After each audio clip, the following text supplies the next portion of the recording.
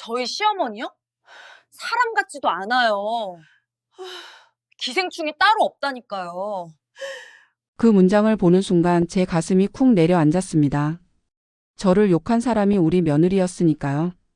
아니, 더 충격적인 건 그 글을 제 딸이 먼저 봤다는 사실이었습니다.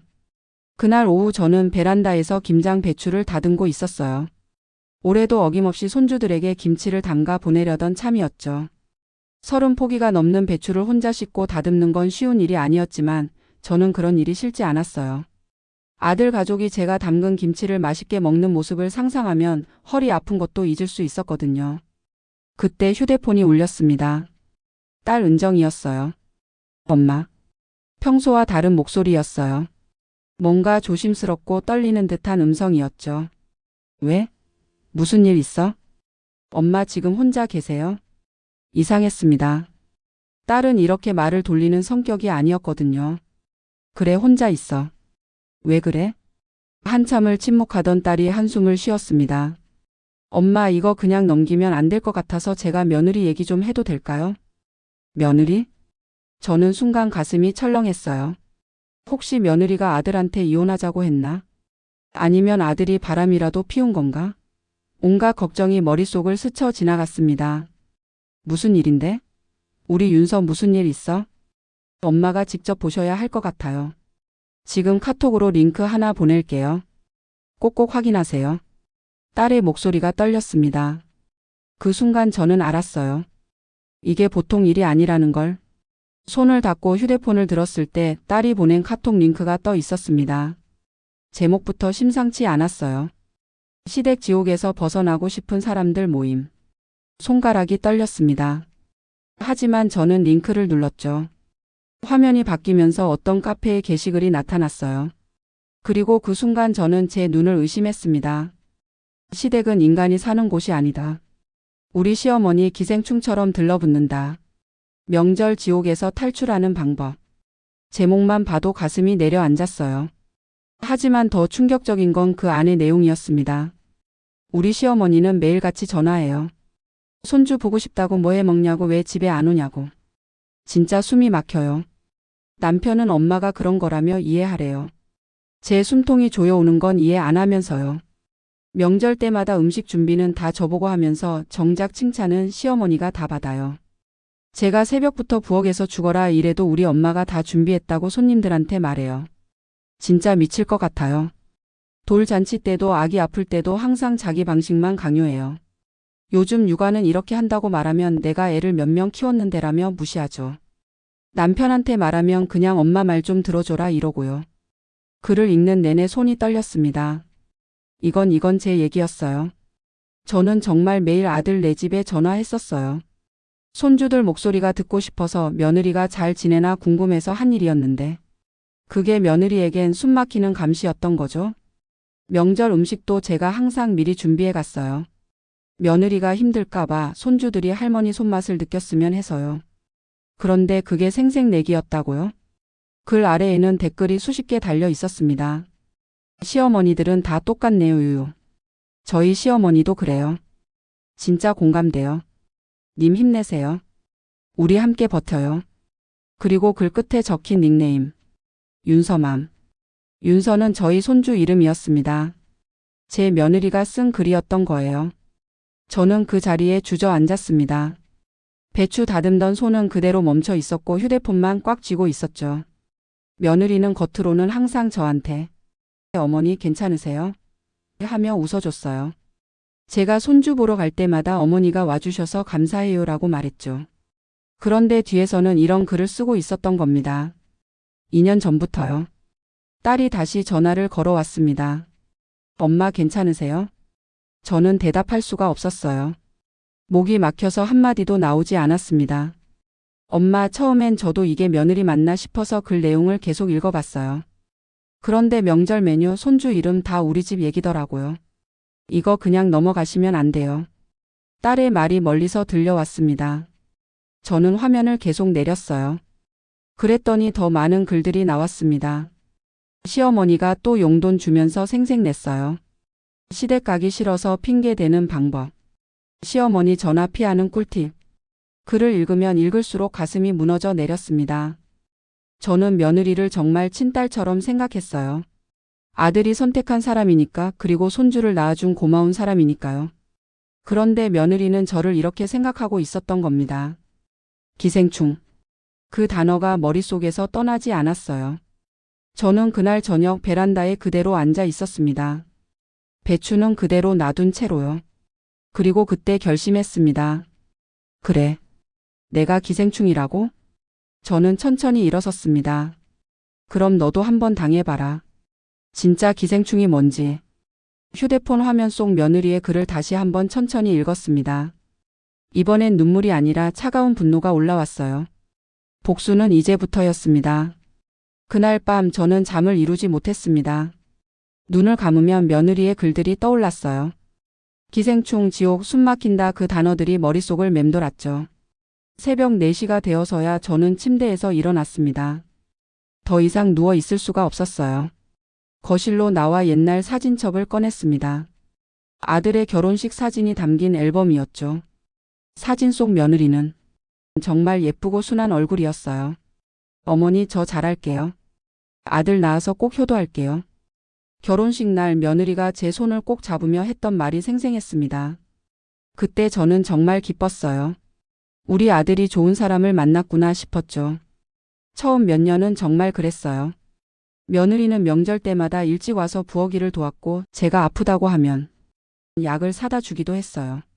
말투도 항상 공손했고 제 말에 고분고분 따라주는 편이었죠. 어머니, 이렇게 하면 될까요? 어머니 말씀이 맞으세요. 어머니 덕분에 배웠어요. 그런데 그게 다 거짓이었던 건가요? 저는 사진첩을 넘기다가 손주 윤서의 돌잔치 사진에서 멈췄습니다. 그날도 며느리는 웃고 있었어요. 제 옆에 서서 환하게 웃는 얼굴이었죠. 하지만 이제 그 웃음이 달리 보였습니다. 이미 그때부터 저를 싫어하고 있었던 건가? 저는 다시 휴대폰을 켰습니다. 딸이 보낸 그 카페 링크를 다시 눌렀어요. 이번엔 차근차근 글 작성 날짜를 확인하며 읽어 내려갔습니다. 첫 번째 글은 2년 전 손주 윤서를 낳고 나서 3개월 뒤에 올라온 것이었어요. 산후조리 끝나자마자 시어머니가 매일 와요. 애 낳고 한 달도 안 됐는데 시어머니가 거의 매일 집에 오세요. 애 보고 싶다고 며느리 힘들까봐 도와주러 왔다고 하는데 솔직히 저는 집에 오시는 게 더 불편해요. 내 집인데 눈치 보이고 애 안는 것도 간섭받고. 친정엄마가 도와주겠다고 하면 괜찮다고 자기가 하겠대요. 제 엄마는 손주도 제대로 못 보는데 말이죠. 가슴이 철렁 내려앉았습니다. 저는 정말 도와주려고 갔던 거였어요. 며느리가 혼자 애 키우면서 힘들까봐 밥이라도 차려주고 설거지라도 해주려고 간 거였는데 며느리는 그걸 간섭이라고 생각했던 거죠. 다음 글은 그해 추석 때 올라온 글이었습니다. 명절 음식은 다 시어머니 공이래요. 저는 새벽 5시부터 일어나서 전 부치고 나물 무치고 했어요. 손가락에 화상도 있고 허리는 끊어질 것 같았죠. 그런데 시어머니는 손님들 오면 내가 이것저것 준비했다고 말해요. 시누이한테도 엄마가 다 해놨다고 하고요. 제가 한 건 아무것도 없는 것처럼요. 남편한테 억울하다고 하니까 엄마도 힘드셨을 거래요. 제 마음은 아무도 몰라줘요. 저는 그 명절을 기억했어요. 정말 며느리가 열심히 도와줬었죠. 그래서 저는 손님들한테 우리 며느리가 잘해서 명절 준비가 수월했다고 자랑도 했었는데 며느리는 그 말을 못 들었던 걸까요? 아니면 제가 한 말이 충분하지 않았던 걸까요? 계속 글을 읽어 내려갔습니다. 시어머니가 용돈 주면서 또 생색냈어요. 시어머니 전화 하루에 3번 미치겠어요. 시댁 가족 모임 왜 맨날 우리 집에서 하나요? 시어머니가 김치 또 가져왔어요. 냉장고 터질 것 같아요. 글을 읽으면 읽을수록 알 수 있었어요. 제가 며느리를 위해서라고 생각했던 모든 일들이 며느리에겐 부담이고 간섭이었다는 걸. 그런데 이상한 건 며느리는 단 한 번도 제게 싫다는 표현을 하지 않았다는 거예요. 어머니 괜찮아요. 어머니 감사합니다. 어머니 덕분이에요. 항상 웃으면서 그렇게 말했어요. 저는 그 말을 믿었죠. 그런데 뒤에서는 이렇게 저를 비난하는 글을 매달 쓰고 있었던 겁니다.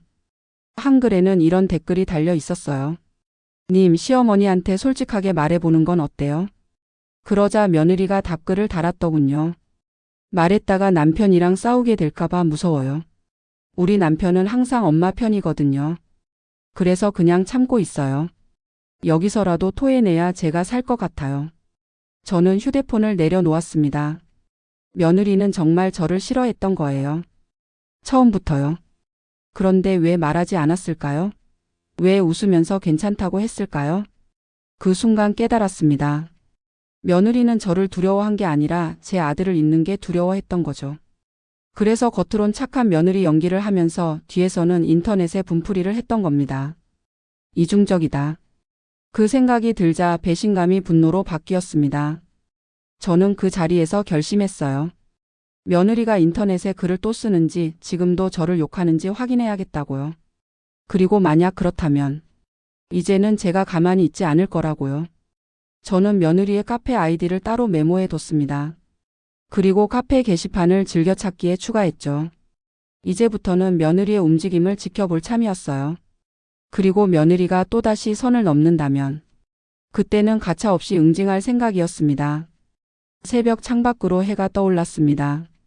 저는 사진첩을 덮으며 중얼거렸어요. 착한 며느리 연기는 이제 그만 봐줄게. 내 진짜 얼굴을 다 봤으니까.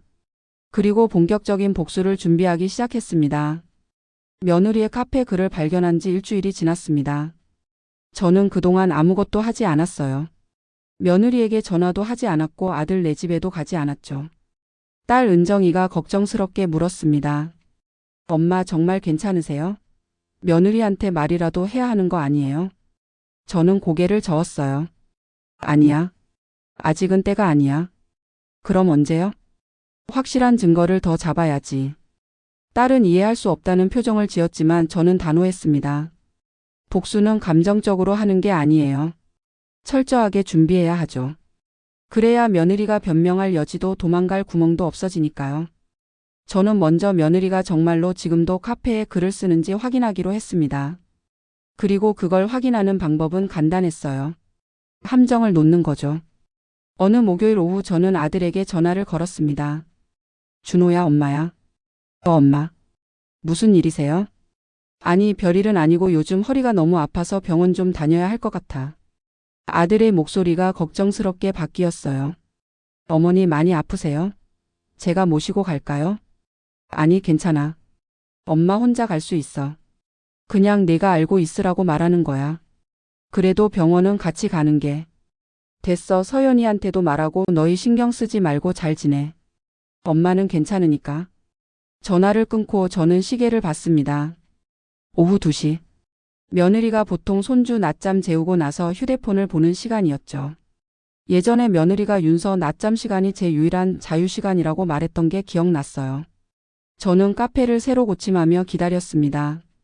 1시간이 지났습니다. 2시간이 지났습니다. 그리고 오후 4시 반쯤 새 글이 하나 올라왔어요. 작성자는 윤서맘이었습니다. 제목을 보는 순간 저는 웃음이 나왔어요. 시어머니 아픈 척하며 관심 끌기 시작. 오늘 시어머니가 갑자기 허리 아프다고 전화하셨어요. 병원 다녀야 한대요. 근데 며칠 전만 해도 김장하신다고 배추 30포기 혼자 다 하셨다면서요.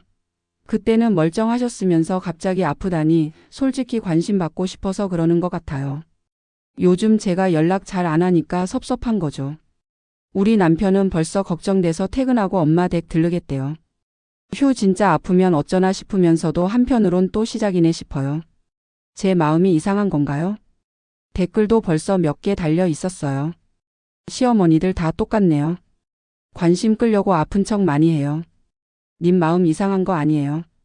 저도 그럴 것 같아요. 진짜 아프면 남편만 보내고 님은 안 가도 돼요. 저는 휴대폰을 천천히 내려놓았습니다. 확인 끝이었어요. 며느리는 지금도 여전히 저를 욕하는 글을 쓰고 있었고 제가 하는 모든 행동을 의심의 눈초리로 보고 있었던 겁니다. 아픈 것도 진심으로 걱정하는 게 아니라 관심 끌려고 꾸미는 것이라고 생각하고 있었죠. 그 순간 제 마음속에 남아있던 마지막 동정심도 사라졌습니다. 좋아. 이제 확실히 알았어. 저는 노트에 날짜와 시간 그리고 글 제목을 적어뒀어요. 증거는 많을수록 좋으니까요. 그리고 며느리를 시험해 보기로 했습니다. 일주일 뒤 저는 며느리에게 직접 전화를 걸었어요. 서연아, 엄마야. 아, 어머니. 어떻게 지내세요? 목소리는 여전히 밝고 상냥했습니다. 하지만 이제 저는 알아요. 그 밝은 목소리 뒤에 어떤 얼굴이 숨어 있는지. 응, 잘 지내. 너희 집에 김치 좀 가져다 주려고 하는데 이번 주말에 집에 있니? 아, 어머니 감사한데요. 저희 아직 김치 많이 남아서요. 괜찮아요. 그래? 그럼 손주 얼굴이나 보러 가도 될까? 짧은 침묵이 흘렀습니다. 어머니 죄송한데 이번 주말은 윤서가 좀 컨디션이 안 좋아서요. 다음에 괜찮을 때 연락드릴게요. 그래, 알았어. 윤서 잘 돌봐줘. 네, 어머니.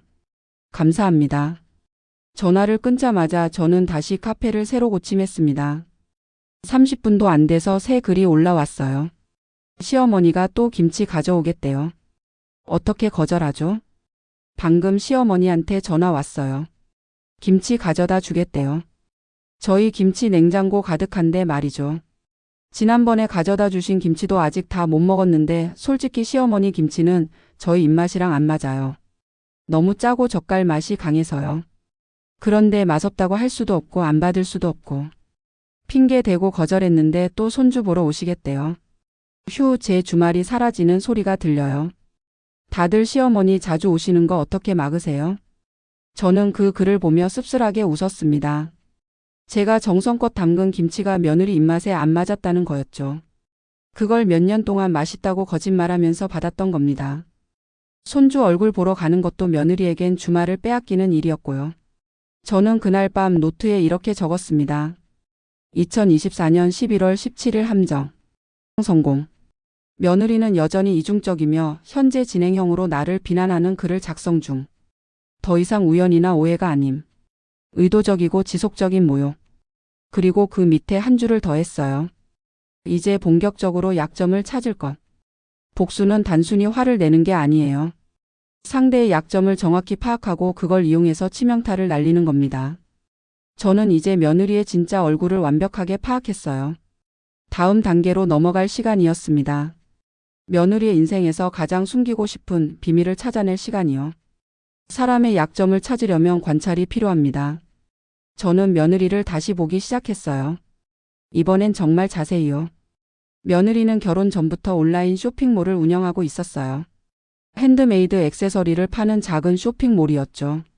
아들이 처음 며느리를 소개할 때 자기 사업을 하는 똑똑한 사람이라고 자랑했던 게 기억났습니다. 며느리는 출산 후에도 쇼핑몰을 계속 운영했어요. 집에서 손주 키우면서 틈틈이 일하는 거였죠. 저는 며느리의 쇼핑몰을 처음으로 제대로 들여다봤습니다. 상호는 윤서 공방이었어요. 손주 이름을 딴 거였죠. 제품 사진들이 예쁘게 올라와 있었고 리뷰도 꽤 많았어요. 100개가 넘는 리뷰가 달려 있었습니다. 너무 예뻐요.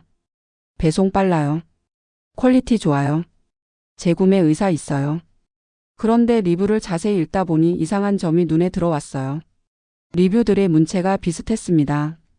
같은 표현이 반복적으로 나왔죠. 생각보다 훨씬 좋네요. 가격 대비 퀄리티 최고예요. 사진보다 실물이 더 예뻐요.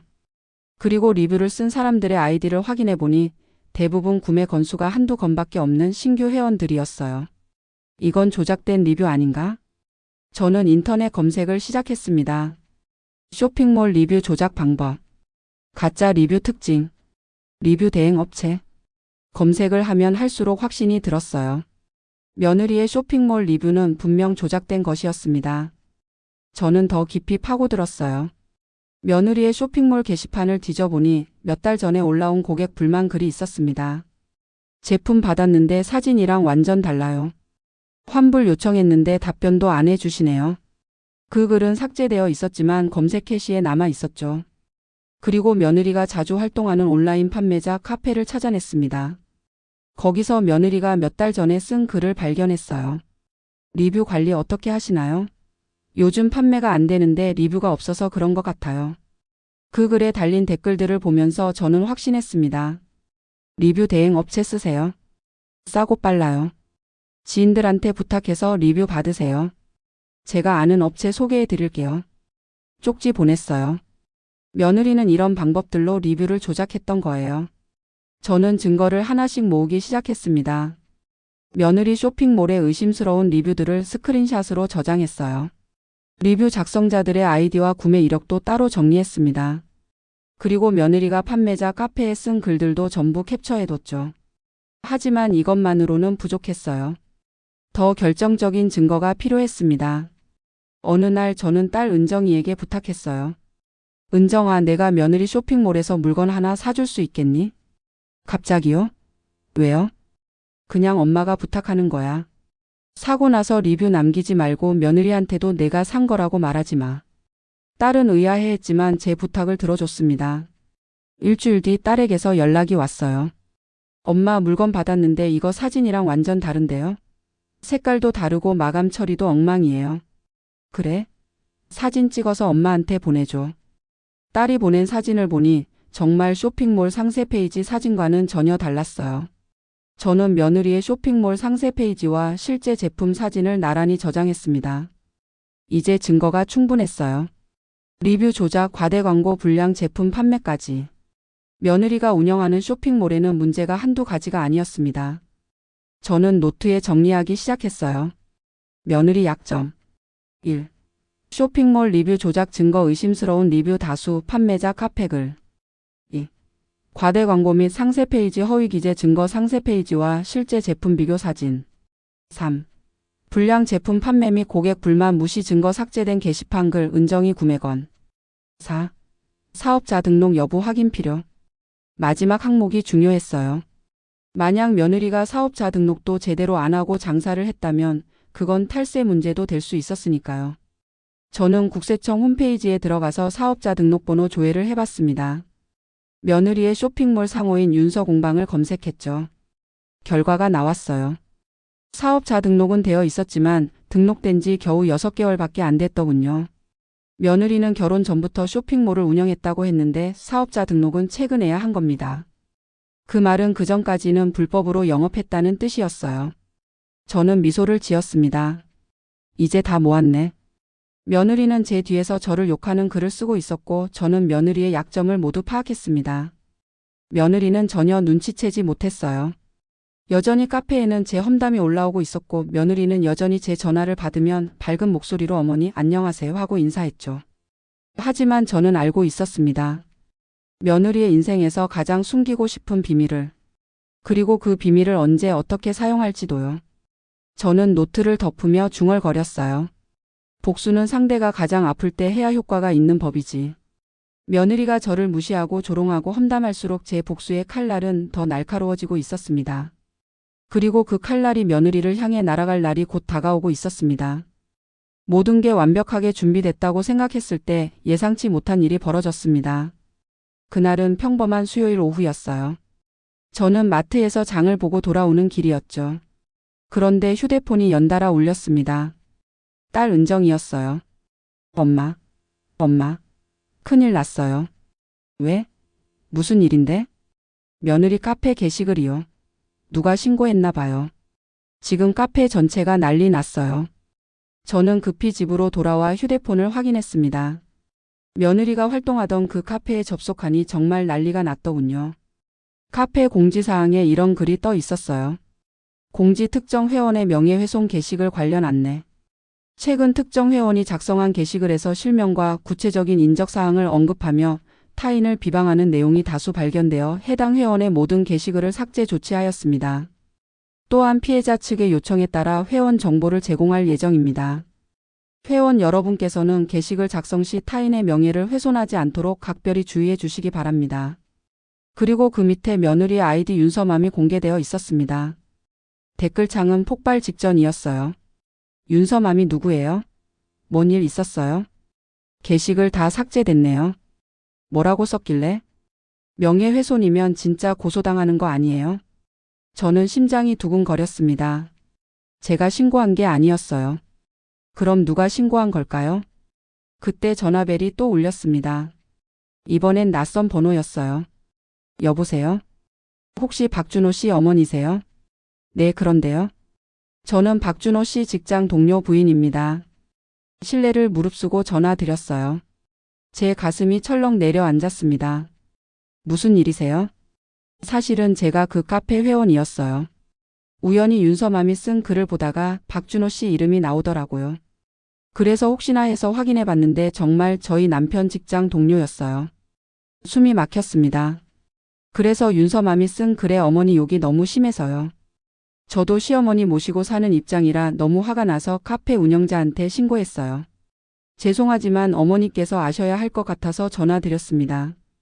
전화를 끊고 저는 한참을 멍하니 앉아 있었습니다. 누군가 먼저 움직인 거였어요. 제가 복수를 준비하는 동안 이미 며느리의 글이 세상에 폭로된 겁니다. 그리고 1시간 뒤 현관문이 요란하게 열렸습니다. 며느리였어요. 얼굴이 새하얗게 질린 채로 눈은 퉁퉁 부어 있었죠. 어머니. 며느리는 제 앞에 무릎을 꿇었습니다. 어머니 오해예요. 진짜 오해예요. 제가 쓴 글이 맞긴 한데 그건. 저는 조용히 며느리를 내려다봤어요. 오해? 네, 제가 스트레스 받을 때 그냥 푸는 용도로 쓴 거예요. 진심은 아니었어요. 그럼 거짓말을 쓴 거니? 아니, 그게 아니라. 며느리는 말을 잇지 못했습니다. 저는 천천히 며느리에게 물었어요. 서연아, 내가 쓴 글 나한테 직접 읽어줄 수 있겠니? 네? 오해라면 말이야. 내가 쓴 글들을 내가 읽으면 되겠네? 그럼 오해인지 아닌지 내가 판단할 수 있잖아. 며느리의 얼굴이 더 하얗게 질렸습니다. 어머니, 그건. 왜? 못 읽어주겠어? 며느리는 고개를 숙인 채 말이 없었어요. 저는 그제야 말했습니다. 나도 다 봤어. 내가 2년 동안 쓴 글 전부. 며느리가 고개를 번쩍 들었어요. 어머니가 언제부터? 은정이가 먼저 발견했지. 그리고 나한테 보여줬어. 며느리는 그제야 깨달은 듯 입술을 떨었습니다. 시누이가 먼저. 그래. 내 시누이가 먼저 봤어. 그리고 나도 봤고. 저는 며느리에게 한 발짝 다가갔어요. 서연아, 너한테 물어볼 게 하나 있어.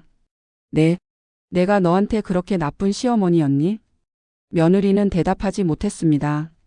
내가 너한테 전화한 게, 손주 보고 싶어서 집에 간 게, 김치 담가서 가져다 준 게 그게 다 너를 괴롭히려고 한 짓이었니? 아니에요, 그게 아니라. 그럼 뭔데? 내가 쓴 글엔 내가 기생충 같다고 집착한다고 생색낸다고 써놨던데? 며느리는 울기 시작했습니다. 어머니 죄송해요. 정말 죄송해요. 하지만 저는 용서할 생각이 없었어요. 죄송하면 다야? 2년 동안 내가 나한테 한 짓이 미안하다는 말 한마디로 끝나? 어머니 제발. 그리고 서연아. 저는 며느리를 똑바로 쳐다봤습니다. 너 혹시 내 쇼핑몰 일도 들통날까봐 무서운 거 아니니? 며느리의 얼굴에서 핏기가 완전히 사라졌습니다. 어머니가 그것도? 그래. 나 다 알아. 리뷰 조작한 것도, 제품 부실하게 만들어 판 것도, 사업자 등록 늦게 한 것도. 며느리는 그 자리에서 주저앉았습니다. 어떻게 그걸? 저는 냉정하게 말했어요.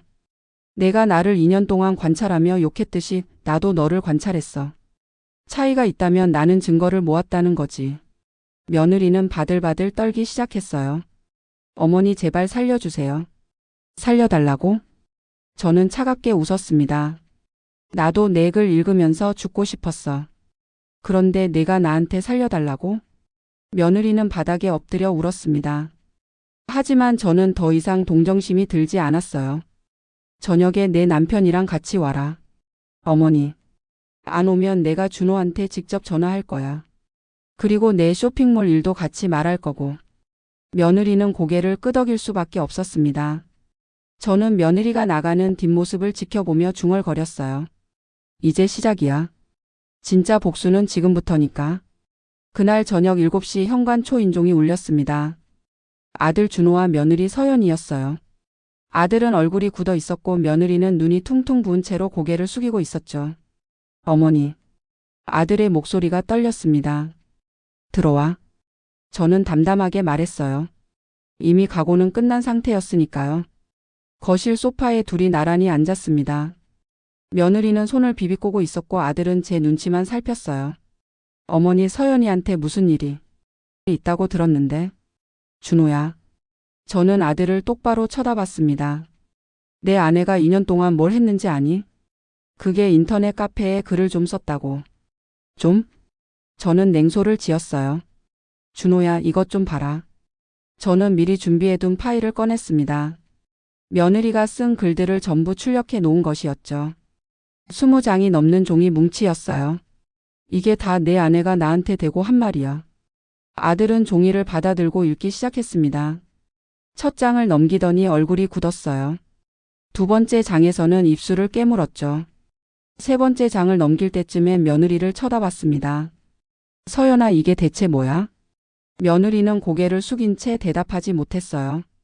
어머니를 기생충이라고? 지옥이라고?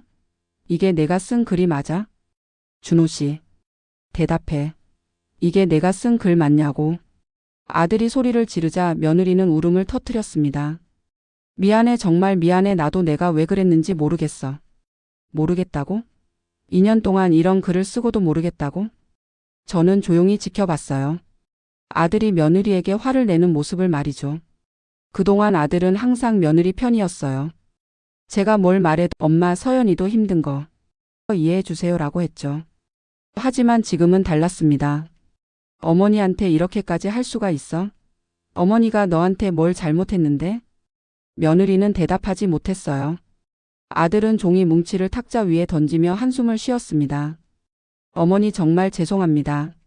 제가 서연이를 제대로 못 봤습니다. 준호야. 저는 차분하게 말했어요. 사과는 나중에 받을게. 지금은 내 아내가 저질러 놓은 일들을 정리해야 해. 무슨 말씀이세요? 저는 두 번째 파일을 꺼냈습니다. 서연아, 이것도 설명 좀 해볼래? 며느리의 쇼핑몰 관련 자료였어요. 조작된 리뷰 목록, 고객 불만 게시글, 그리고 은정이가 구매한 제품의 실물 사진까지. 며느리는 그 자료를 보자마자 얼굴이 하얗게 질렸습니다. 이건 어떻게 알았냐고? 내가 직접 조사했지. 아들이 자료를 받아보더니 눈이 커졌어요. 이게 뭐야? 리뷰 조작? 서연아, 이것도 내가 한 거야?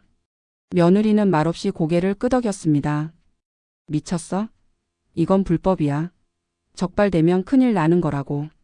나도 알아. 그런데 매출이 안 올라서 어쩔 수 없었어. 아들은 머리를 감싸 쥐었어요. 저는 그 모습을 보며 말했습니다. 그뿐이 아니야. 사업자 등록도 한참 늦게 했더라. 그 전까지는 무등록으로 장사한 거지. 이것도 탈세야. 어머니, 제발. 며느리가 제 앞에 다시 무릎을 꿇으려 했지만 저는 손을 들어 막았어요. 무릎 꿇지 마. 이제 그런 거 안 통해. 어머니, 저 정말 잘못했어요. 다시는 안 그럴게요. 다시는? 저는 차갑게 웃었습니다. 서연아, 2년 동안 나를 욕하면서 다음엔 안 그래야지 생각한 적 있어? 없잖아. 매번 똑같이 글 쓰고 댓글 달고 나 흉보고. 며느리는 아무 말도 하지 못했어요. 저는 테이블 위에 놓인 서류 봉투를 집어 들었습니다. 이게 뭔지 알아? 며느리가 고개를 저었어요. 신고서야. 하나는 공정거래위원회 앞으로, 하나는 국세청 앞으로. 며느리의 얼굴에서 핏기가 완전히 사라졌습니다. 어머니, 설마가 아니야. 진짜야. 저는 서류 봉투를 며느리 앞에 내려놓았어요. 내가 내 명예를 2년 동안 짓밟았으니 이제 내 인생도 좀 짓밟혀봐야 하는 거 아니겠어? 어머니, 안 돼요. 아들이 벌떡 일어났습니다. 어머니, 서연이가 잘못한 건 맞지만 신고까지 하시면 서연이 인생이 끝나잖아요. 그래서? 저는 냉정하게 대답했어요. 내 아내가 내 인생을 끝내려고 할 땐 괜찮고 내가 너희 아내 인생 끝내는 건 안 되는 거니? 그게 아니라. 준호야, 넌 그동안 내 엄마가 얼마나 아팠는지 몰라. 내 아내가 인터넷에 올린 글 때문에 내가 얼마나 수치스러웠는지도 몰라. 저는 목이 메어왔어요. 하지만 참았습니다. 나도 내 며느리를 믿었어. 착하다고 생각했어. 그런데 뒤통수 맞은 기분이 이런 거더라. 아들은 할 말을 잃었습니다. 며느리는 바닥에 엎드려 울고 있었죠. 저는 숨을 깊이 들이마셨어요. 그래도 말이야. 며느리가 고개를 들었습니다. 마지막 기회는 줄게. 어머니. 대신 조건이 있어. 저는 며느리를 똑바로 쳐다봤습니다. 첫째, 내 입으로 내 남편한테 내가 저지른 일 전부 고백해라. 카페 글도 쇼핑몰 불법 행위도. 며느리는 고개를 끄덕였어요. 둘째, 쇼핑몰 당장 정리해. 고객들한테 제대로 된 사과문 올리고 환불 요청 있으면 다 해줘. 네, 알겠습니다. 셋째, 저는 잠시 멈췄다가 말했습니다. 앞으로 내 앞에서 거짓말하지 마. 싫으면 싫다고 말해. 힘들면 힘들다고 말해. 그렇게 뒤에서 칼 꽂지 말고. 며느리는 눈물을 흘리며 대답했어요. 죄송합니다. 정말 죄송합니다. 그리고 마지막. 저는 서류 봉투를 다시 집어들었습니다. 이 신고서는 아직 제출 안 했어. 하지만 내가 또 한 번이라도 선을 넘으면 그땐 가차없이 제출할 거야. 며느리는 고개를 숙였습니다. 저는 며느리와 아들을 번갈아 쳐다보며 말했어요. 오늘부터 우리 관계는 리셋이야. 엄마와 며느리로 다시 시작하는 거지. 하지만 명심해라. 나한테 두 번째 기회는 없어. 그날 밤 둘은 고개를 숙인 채 집을 나갔습니다. 저는 창밖을 보며 중얼거렸어요. 이제 시작이야. 진짜 복수는 내가 평생 나를 두려워하며 사는 거니까. 복수는 한 번에 끝나는 게 아니에요. 며느리가 저를 무시하지 못하게, 다시는 뒤에서 칼을 꽂지 못하게 만드는 것. 그게 진짜 복수였습니다. 며느리와 아들이 집을 나간 지 사흘이 지났습니다. 그동안 저는 아무에게도 연락하지 않았어요. 며느리에게도 아들에게도요.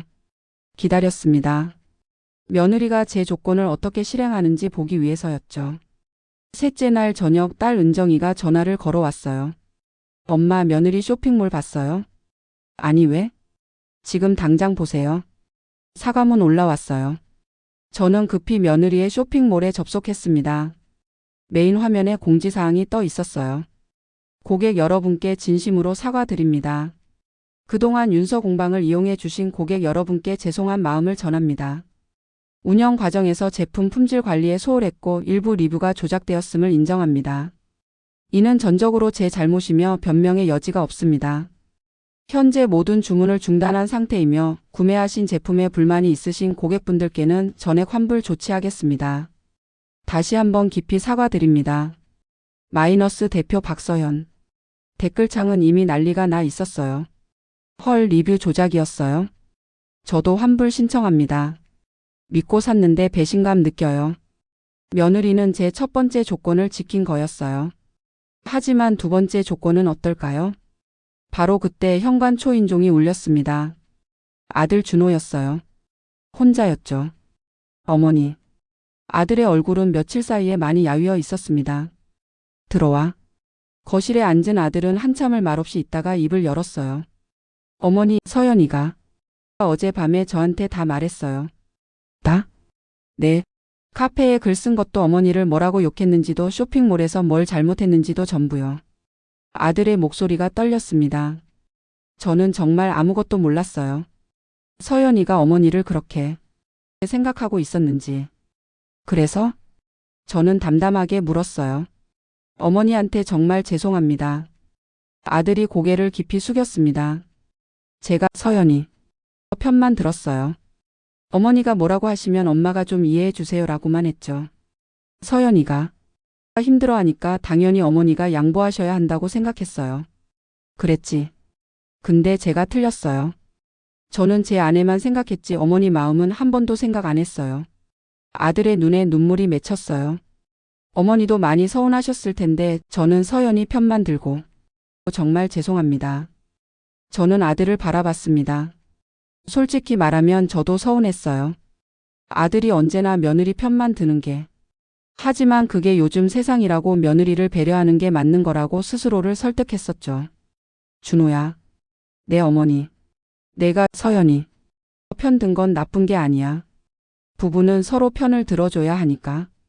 다만 저는 아들을 똑바로 쳐다봤어요. 내 아내가 뒤에서 칼을 꽂고 있을 때 너는 그걸 몰랐잖아. 그게 문제야. 아들은 고개를 숙였습니다. 서연이가 왜 그랬는지. 어젯밤에 한참 얘기했어요. 그래서 뭐래? 서연이. 말로는 어머니가 너무 자주 연락하시고 집에도 자주 오시니까 부담이었대요. 근데 그걸 말하면 제가 어머니 편 들 것 같아서 못 말했대요. 저는 한숨을 쉬었어요. 그래서 인터넷에 글을 쓴 거구나. 내 서연이는 어머니한테 직접 말할 용기가 없었대요. 그래서 카페에서 익명으로라도 풀어야 했대요. 준호야. 네?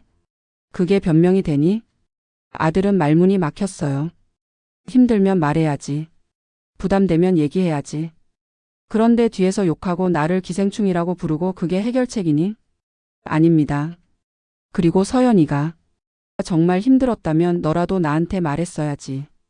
엄마 서연이가 좀 힘들어해요. 조금만 시간 주세요 이렇게. 아들은 아무 말도 하지 못했습니다. 저는 계속 말했어요. 준호야 부부가 한편이 되는 건 좋아. 하지만 그게 거짓말로 덮는 거랑은 달라. 서연이는 나한테 거짓말했어. 괜찮다고 감사하다고 말하면서 뒤에선 나를 욕했잖아. 죄송합니다 어머니. 내가 죄송할 일이 아니야. 저는 한숨을 쉬었어요. 다만 앞으로는 내 아내가 또 뒤에서 칼을 꽂지 않게 잘 봐야 해. 부부 사이에도 솔직함이 있어야 하고 가족 사이에도 최소한의 예의는 있어야 하니까. 네 어머니. 명심하겠습니다. 아들은 한참을 고개를 숙이고 있다가 조심스럽게 물었어요.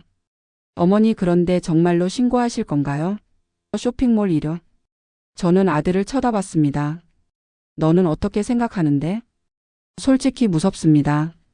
서연이가 정말 처벌받으면 어떡하나 싶어요. 서연이도 또 잘못했지만 그래도 제 아내고 아이 엄마잖아요. 그래. 저는 고개를 끄덕였어요. 나도 그 생각했어. 손주 엄마니까. 그럼. 하지만 준호야. 저는 단호하게 말했습니다.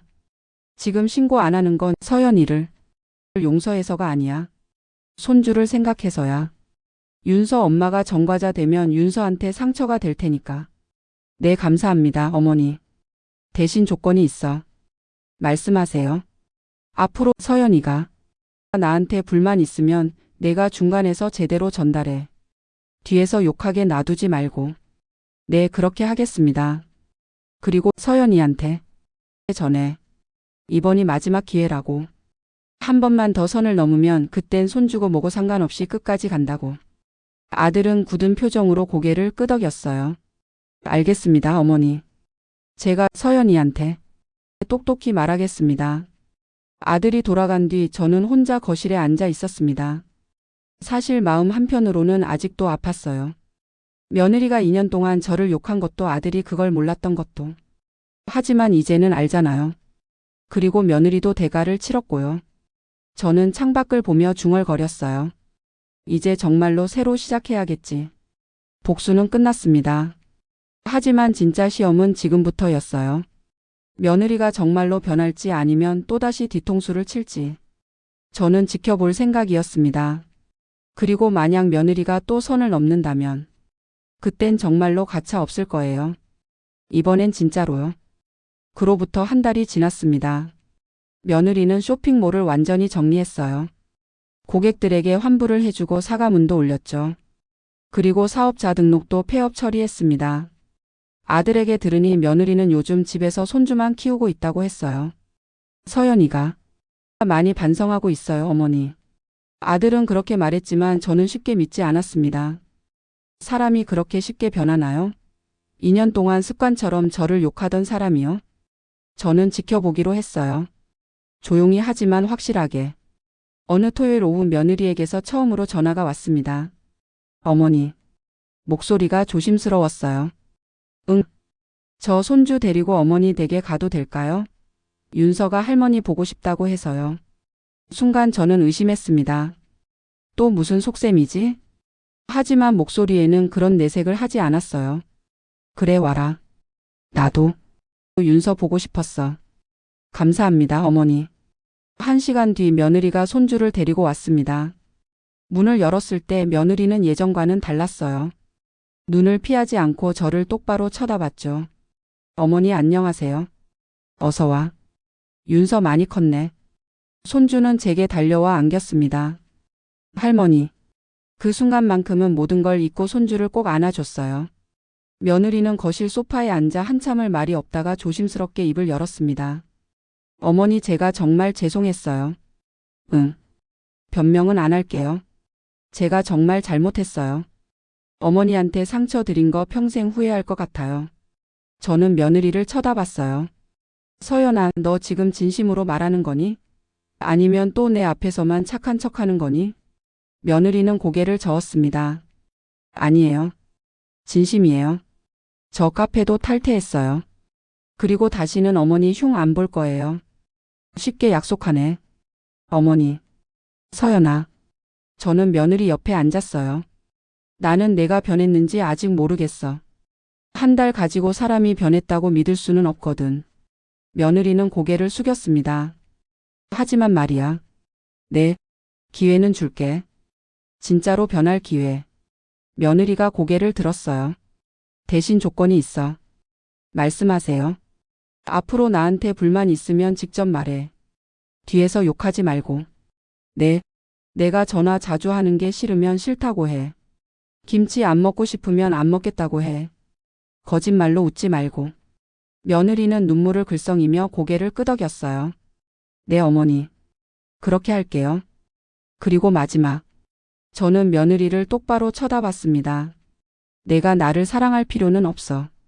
하지만 최소한의 예의는 지켜. 그게 가족이니까. 네, 어머니 정말 죄송해요. 며느리는 울기 시작했어요. 저는 그 모습을 보며 한숨을 쉬었습니다. 사실 아직도 마음 한편이 아팠어요. 며느리가 2년 동안 저를 어떻게 생각했는지 알게 된 후로 예전처럼 며느리를 대할 수가 없었죠. 하지만 이것도 시간이 필요한 일이었어요. 상처는 하루아침에 낫지 않으니까요. 며느리가 돌아간 뒤 딸 은정이가 전화를 걸어왔습니다. 엄마, 며느리랑 만났어요? 응, 아까 다녀갔어. 어땠어요? 며느리 정말 반성하는 것 같던가요? 저는 잠시 생각했어요. 글쎄, 아직은 모르겠어. 시간을 두고 봐야지. 엄마는 정말 대단하세요. 저였으면 절대 용서 못했을 거예요. 은정아. 네? 나도 용서한 건 아니야. 네? 그냥 기회를 주는 거지. 며느리가 정말 변할 수 있는지 지켜보는 거야. 그래도 엄마. 그리고 말이야. 저는 창밖을 보며 말했어요. 진짜 복수는 이제부터야. 무슨 말씀이세요? 며느리가 나를 평생 의식하면서 살게 만드는 거지. 한 번 더 선을 넘으면 어떻게 되는지 알았으니까 이제 며느리는 조심하면서 살 거야. 엄마. 그게 진짜 복수야. 며느리가 나를 두려워하는 게 아니라 나를 함부로 대하지 못하게 만드는 거지. 딸은 한참을 침묵하다가 말했어요. 엄마 정말 무섭다. 저는 웃었습니다. 무서워야지. 그래야 다시는 뒤통수 안 치니까. 전화를 끊고 저는 베란다로 나갔어요. 한 달 전에 다듬다 만 김장 배추가 생각났습니다. 그날 며느리의 글을 발견하고 모든 게 멈춰버렸었죠. 이제는 다시 시작할 수 있을 것 같았어요. 하지만 예전과는 다르게요. 이제 저는 며느리를 믿지 않습니다. 며느리의 웃음도 고마운 말도요. 대신 지켜볼 거예요. 며느리가 정말로 변하는지 아니면 또다시 저를 속이는지. 그리고 만약 며느리가 다시 선을 넘는다면 그땐 정말로 끝장을 볼 겁니다. 손주고 뭐고 상관없이요. 며느리는 이제 알 거예요. 제가 어떤 사람인지. 한 번 뒤통수 맞으면 절대 같은 실수를 반복하지 않는 사람이라는 걸요. 저는 휴대폰을 열어 며느리가 활동하던 카페에 마지막으로 접속했습니다. 며느리의 아이디 윤서맘은 더 이상 존재하지 않았어요. 탈퇴한 거였죠. 저는 카페를 즐겨찾기에서 삭제했습니다. 이제 더 이상 며느리의 글을 찾아볼 필요가 없었으니까요. 대신 며느리의 쇼핑몰 폐업 서류와 신고서 사본은 잘 보관해뒀습니다. 언젠가 필요할지도 모르니까요. 저는 서랍을 닫으며 중얼거렸어요. 서연아, 잘 살아라. 그리고 다시는 시어머니를 우습게 보지 마라. 복수는 끝났습니다. 하지만 새로운 관계는 이제 시작이에요. 며느리가 과연 어떻게 살아갈지 저는 평생 지켜볼 겁니다. 그게 제가 며느리에게 줄 수 있는 마지막 자비였으니까요. 그리고 며느리가 만약 그 자비를 저버린다면 그땐 정말로 돌이킬 수 없을 거예요. 저는 거실로 돌아와 손주가 놓고 간 장난감을 정리하며 미소 지었습니다. 다음에 또 보자, 윤서야. 할머니가 맛있는 거 많이 해줄게. 손주는 여전히 소중했으니까요. 그리고 그 소중함을 지키기 위해서라도 며느리는 절대로 다시 선을 넘어서는 안 될 거예요. 이제 며느리는 알 겁니다. 시어머니를 적으로 만들면 어떻게 되는지를. 그리고 그 교훈을 평생 가슴에 새기고 살아갈 거예요. 그게 바로 제가 원했던 진짜 복수였습니다. 구독과 좋아요를 눌러주시면 다음 영상을 만드는데 많은 도움이 됩니다. 긴 영상을 끝까지 시청해 주셔서 감사합니다.